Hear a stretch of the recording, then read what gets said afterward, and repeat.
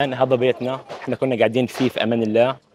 فجأة صار انفجارات عدة متتالية. ما عرفناش ايش اللي بيصير. كنت قاعد فوق انا في شقتي، نزلت على الطابق اللي عند اهلي، لقيت اهلي كلهم مرميين. بسبب الجنود اليهود كانوا بيضرب علينا صواريخ لاو.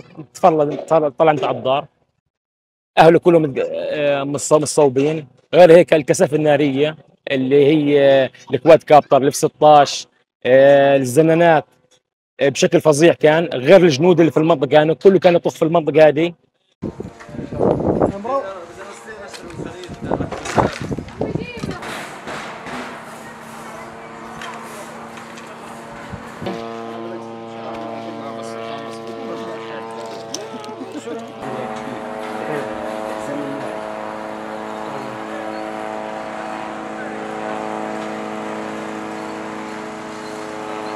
في منهم كان لابسين مدني، في منهم كان لابسين زي قسام، في منهم كان لابسين مدني بس نظام شرطات، نظام الشرطه.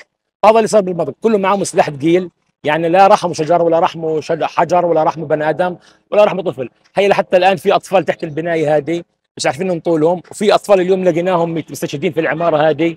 في كمان شهداء اليوم لقيناهم في العماره الثانيه، نظام اشلاء متقطعين. غير عدمت امبارح بالامس، اي واحد كان يتحرك في الشارع طب باعدامه. يعني اي واحد بيتحرك، اي واحد ماشي، اي واحد اي حركه كان يعدموه فورا.